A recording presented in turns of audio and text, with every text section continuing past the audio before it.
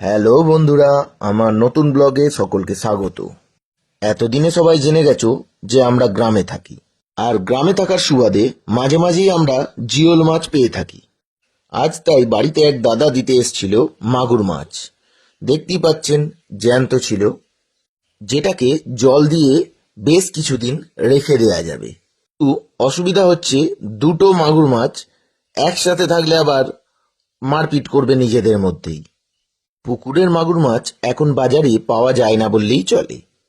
বর্ষাকালে পুকুর থেকে উঠে ডাঙায় চলে আসে এই মাছগুলো।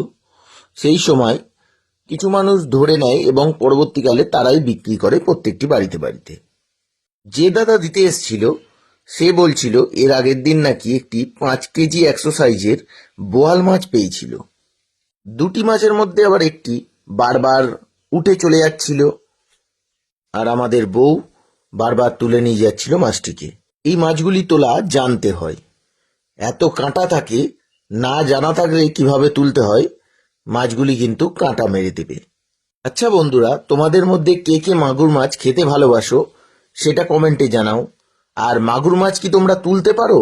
তাহলে সেটাও আমাদের কমেন্টে জানাবে। ধন্যবাদ। শুভ সকাল।